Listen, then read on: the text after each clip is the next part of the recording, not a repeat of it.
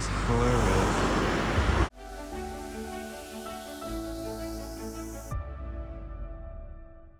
Day 20, 19 miles? 19 miles. Nice 19 miles. I mean, I enjoyed it. It was Yeah.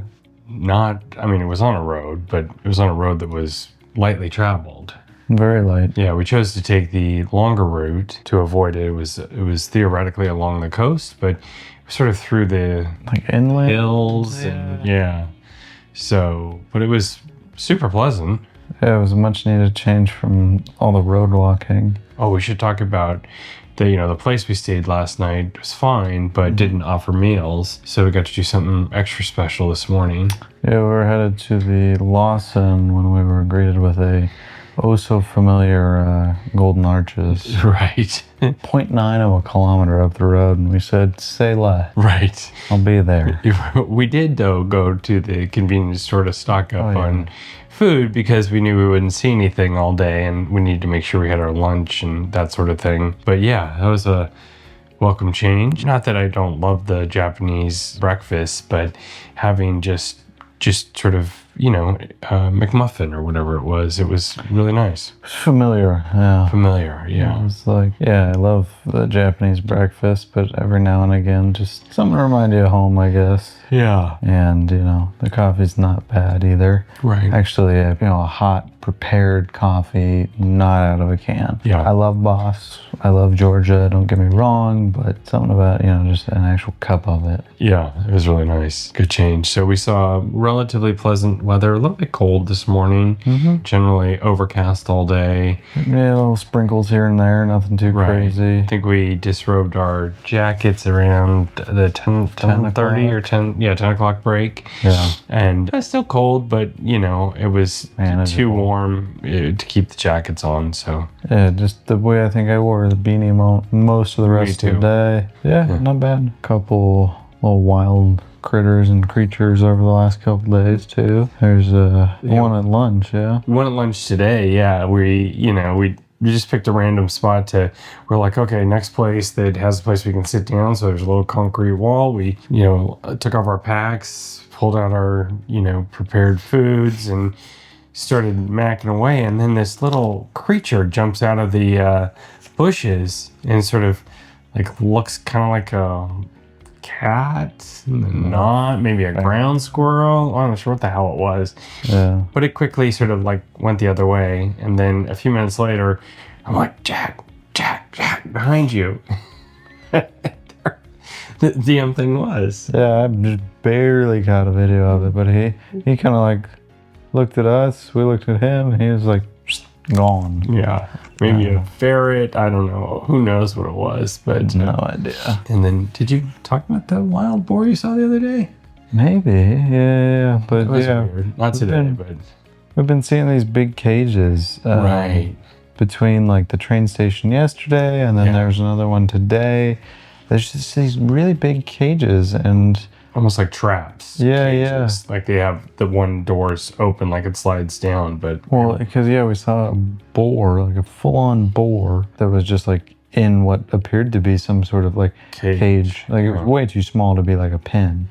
Yeah. So like they weren't keeping that as a pet. Like that thing was gonna be lunch tomorrow probably. Right. Yeah, the other weird thing that I have noticed is, and it's sort of hit or miss here, whether or not the pillows, as you can see, we're kind of in a Western style this evening. Right. So we got bigger beds off the ground. They're off the ground. They have mattresses. Right. It's not a futon. It's not a tatami mat. So it kind of changes day to day. But the one thing that I've noticed is they love these pillows that just sound like, I don't know if you can hear that. Sounds like the frickin' African rain sticks. I don't get it. What is Japan's obsession with the beans in the pillow? Yeah, why use feathers when you could use beans? So frequently, that's what our pillows consist of each night. They're way. I will take the bean pillow and a soft place to sleep. That's fair. Last night we had feather pillows, which was nice, but we had a mat that was designed for somebody that weighed under 100 pounds, I'm pretty sure. It was so thin. One of the funny things that I noticed too is yesterday was day 19. We did 18 miles. Right. Today's day 20. We did 19 miles. That's not a trend I want to keep. Right. But we circled this, doing this sort of coastal route. We finally tied back in with the main road that we could have otherwise taken today. That would have been much more direct. So we had put in so many miles. We wanted to take the bus the sort of the balance of the way. So the bus came at 4:10 or something in the afternoon. So it actually put us at our hotel much later than we normally get in. So we got here, did our nightly routines with showers and things like that, started our laundry, and then went to the dinner place, and it was fun. We caught up with some people we hadn't seen in a few days.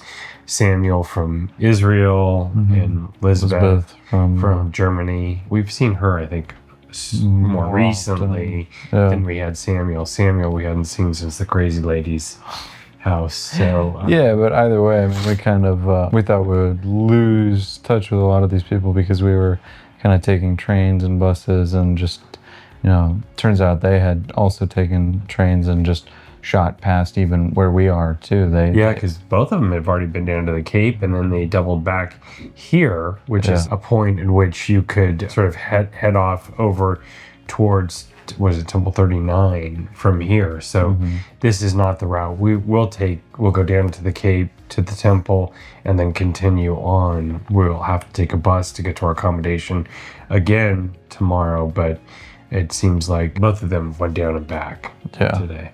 It's just, I think they said something like 40 kilometers.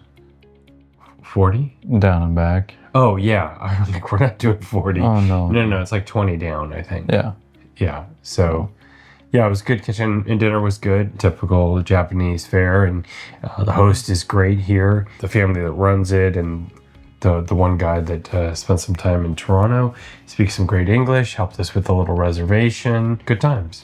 Yeah, and the only other thing to note for the day was the lighthouse excursion that we did. We just, along that sort of Cape route, there was what I assumed was going to be a larger lighthouse, and it was actually quite a very modest little thing. But we got some cool pictures of the ocean and whatever from it, so all the better. Yeah, it's kind of fun. I mean, we had a little bit of a deadline with respect to the bus, since they don't run that frequently, but we had what we felt like was ample time. So we did take some time to sort of do these little side excursions or check some stuff out. I mean, it was nice. Yeah, I mean, we still ended up waiting for the bus too, so. Right.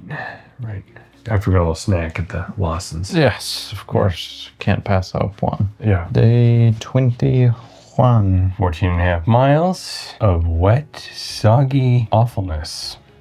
Squish was the word of the day. Yeah. I think some sort of mini typhoon spun up out of the East China Sea.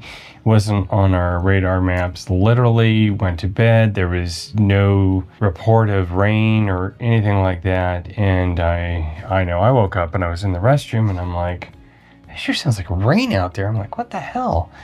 Go and look, and I could see the roof, and it was or a lower portion of the roof, and it was coming down like cats and dogs. Donned all of our rain gear and tried to track it through. I know personally both my feet were soaked about after 15 minutes. I'd say 20, but it was bad. So we could talk about the things that sucked for a minute. On this day, we made our way to Temple 38, which is at the Cape, the second Cape. And the things that sucked: the rain, soggy feet. Yeah. Anything else that sucked? The whole food situation. Our situation was maybe semi-personal, but the folks that we had stayed with last night had said, "Oh, don't worry, this place will send you with a bento box. You'll have food along the Cape. Don't worry." And if not, worst case scenario, there's a restaurant right at the temple. Cool. Yeah, and these were friends of ours that had the day before had gone down to the Temple 38 and returned back to this place, because that is the place that we were staying last night, because that is an alternative route to head towards Temple 39. So we're like, oh, yeah, okay, well, we got this. We knew it was going to be a stretch with no services, but we thought, oh, they'll send us with some food, or we can get food at the temple. First strike out, we checked out, said goodbye to all the hosts. They just kind of said, bye, good luck. Yeah. No food was super sent. Sweet people and a great place to stay. Yeah, so don't yeah, not knocking them whatsoever. Just we were led one way from our fellow pilgrims, and I don't know if they had asked for something different, or it's probably on the pilgrims more so than the hosts. Yeah. And then finally got down to the cave, to the Pretty temple. Hungry. 1 o'clock. 1 o'clock. Every single one of the 3 restaurants that were down there was closed. The only thing that was open was like a gift shop that we managed to scrounge together some crackers, some sort of fish jerky. Chunk of smoked bonita, I think. It was like a big chunk of it. Mm-hmm. So we just dry as get all. Split that in half, had some crackers with it, and trucked on. Yeah, it was pretty awful. Positives for the day. I usually don't like the beach, don't really enjoy getting sand everywhere, but the rain actually, compacted the sand enough that it was pleasant to walk on, and there was some good trails. It was Ozaki Beach, Ozai Beach or something that we came up to first. I saw a sign for it. I should have taken a picture, but there was big waves. There was guys out there surfing. As we came down the trail, there was sort of flat area and a bunch of folks in campers that were camping near the beach. They had little fires going. We got this little walking bridge across. Oh yeah, that thing was wild. Yeah, super picturesque and pretty, but man, it bounced, and I thought, shit, this is designed for a skinny Japanese person and me with my pack on. It's not going to do well. It was I was like, what are these concrete supports? I don't think they're real. Yeah. No, I mean, and then the route was generally nice. There were some cut throughs. Yeah. Some that we opted not to take because the rain was so heavy that we felt that it would be dangerous. If the weather had been better, I feel like today would have been actually a wonderful day between the trail and the little roads that curved around that were really pretty nice. The scenic views, the ocean was beautiful, rocky coastline that the waves would crash on and make such a pretty noise. Well, and then the temple itself had like a lighthouse, the cape out there, and then there was this archway that also was supposed to be really, really cool. Unfortunately, it just, we were soaking wet, and I just and starving.